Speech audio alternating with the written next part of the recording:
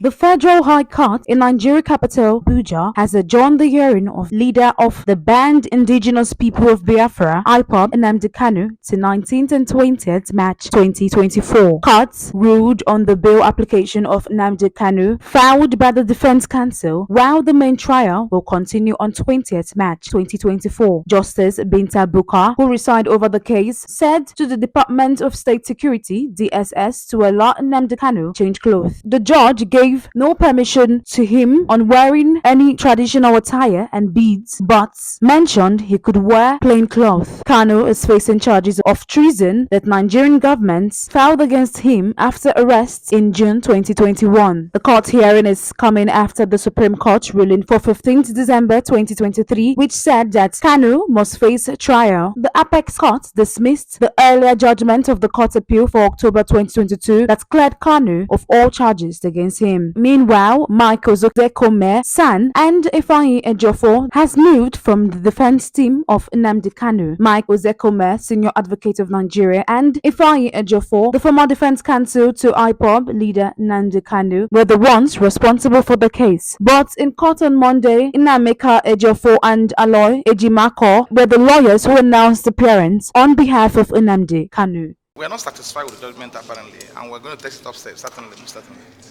Because what brought us here is the fact that the affidavit in support of our application, stating the fact that my wards, who were abducted in my premises on 6th of June 2021 during the unlawful invasion of the combined team of SSS, the police, and the military.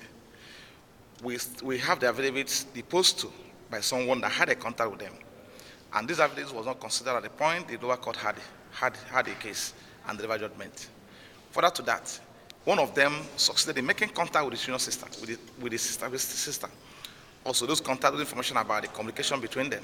Also, before the lower court, they were not considered. So the fact is clear. Of course, we are aware that judgment has been delivered in a sister case by Federal High Court Oka, wherein the court watched the CCTV footage of the bloody invasion of my premises, and the court also made pronouncement indicting heavily the SSS, the police and military. The court didn't stop at that. The court directed the police, the military and SSS to identify their personnel involved in that dastardly act and sanction them accordingly. This judgment was served on the police, was served on the SSS, was served on the military. Till date, no investigation has been conducted.